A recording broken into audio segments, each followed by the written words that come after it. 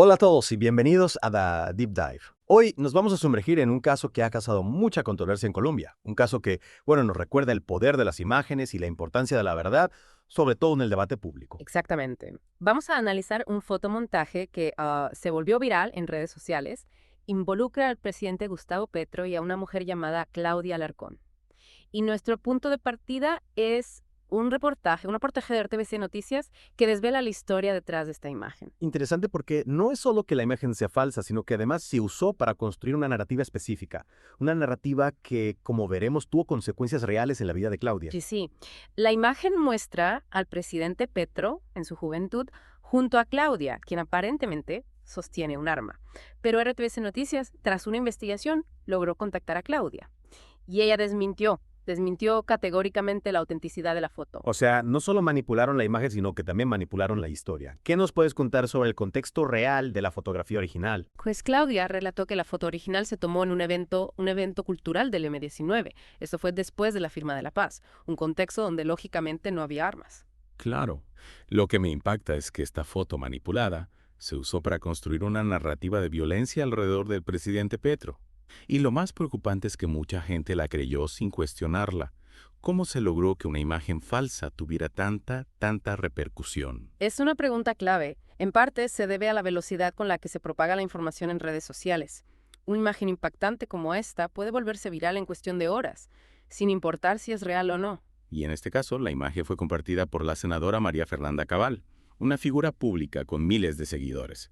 Eso, sin duda, amplificó su alcance. Por supuesto. La credibilidad que una figura pública le otorga a una información, sea verdadera o falsa, es enorme. Y en este caso, la senadora Cabal no solo compartió la imagen, la usó para atacar al presidente Petro, acusándolo de ser un peligro para el país. Lo que me lleva a preguntarme, ¿cuál es la responsabilidad de las figuras públicas en esta era de la desinformación? Es una pregunta fundamental. Si bien todos tenemos derecho a la libertad de expresión, las figuras públicas tienen una responsabilidad mayor, porque su voz tiene un impacto significativo en la opinión pública. Compartir información falsa o manipulada puede tener consecuencias graves. Y en este caso, esas consecuencias las sufrió Claudia Alarcón directamente. Así es. Claudia fue víctima de acoso, insultos e incluso amenazas a raíz de la publicación de esa foto falsa. Su imagen se vio dañada y su vida se vio afectada por una narrativa que no era real. Lo que me parece terrible es que, a pesar de que la falsedad de la imagen ya ha sido demostrada, la senadora Cabal se ha negado a retirarla de sus redes sociales. Es cierto, y esto nos lleva a otra reflexión, ¿no? ¿Qué mecanismos tenemos para combatir la desinformación cuando proviene de figuras públicas que se niegan a rectificar?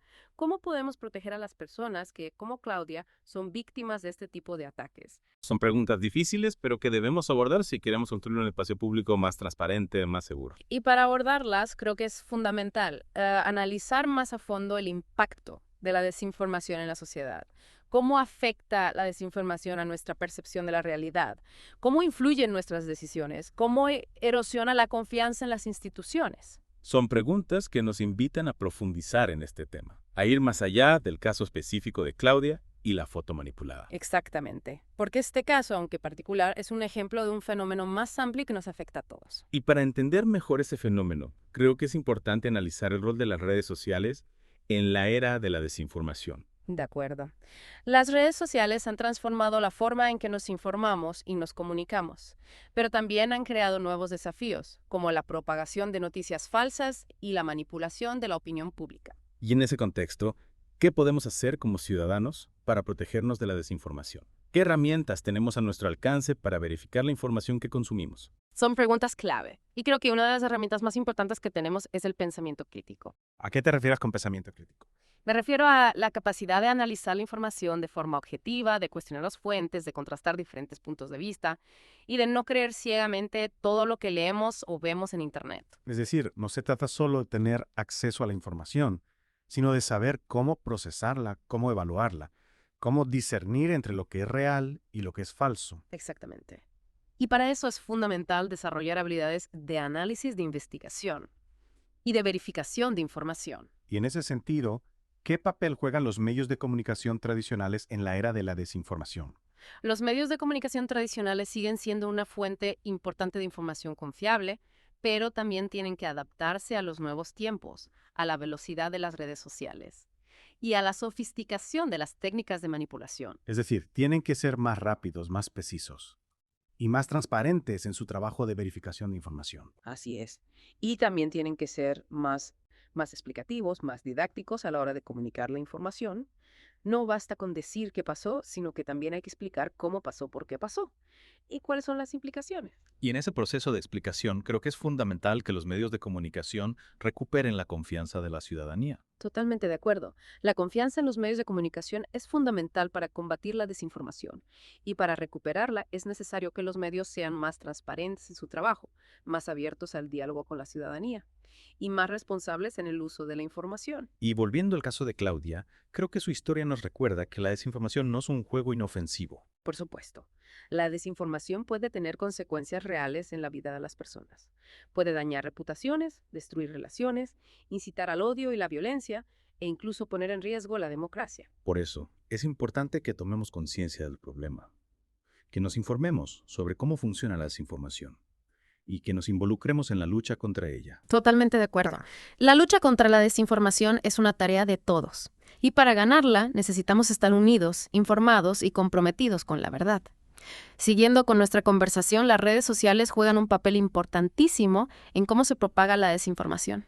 Totalmente, la rapidez con la que se comparten imágenes e información en estas plataformas crea un caldo de cultivo ideal para la desinformación. Muchas veces, la velocidad con la que algo se vuelve viral supera la capacidad de verificar los hechos. Exacto. En este caso, la foto manipulada de Petro y Claudia se propagó rápidamente por redes sociales y amplificada por la figura de la senadora Cabal. Y esto nos lleva a cuestionarnos la responsabilidad de las propias plataformas en este problema.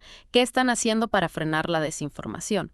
¿Cómo protegen a sus usuarios? Es una pregunta fundamental. Si bien no pueden controlar todo el contenido, las plataformas tienen la responsabilidad de implementar mecanismos que ayuden a identificar y limitar la difusión de información falsa o engañosa. Totalmente deberían ser más proactivas en la detección de cuentas falsas, bots y contenido que incite al odio o a la violencia. También deberían facilitar herramientas a los usuarios para verificar la información, como la posibilidad de reportar contenido sospechoso o acceso a fuentes confiables. Y hablando de responsabilidad, me parece admirable la valentía de Claudia al alzar su voz y denunciar la manipulación de la que fue víctima.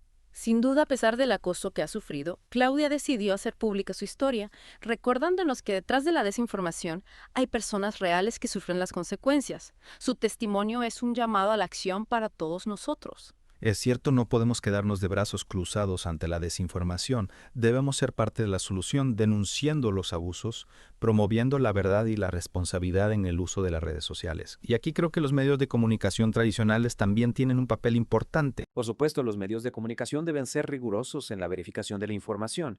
Contrastar fuentes y presentar los hechos de manera objetiva también deben ser proactivos en la denuncia de la desinformación, explicando cómo se construyen las noticias falsas y educando a la ciudadanía para que puedan identificarlas. Es fundamental recuperar la confianza en los medios tradicionales. Como una fuente de información confiable, necesitamos medios que no solo informen, sino que también formen una ciudadanía crítica, capaz de discernir entre lo real y lo falso. Exactamente, y esa capacidad de discernir es crucial en un mundo saturado de información.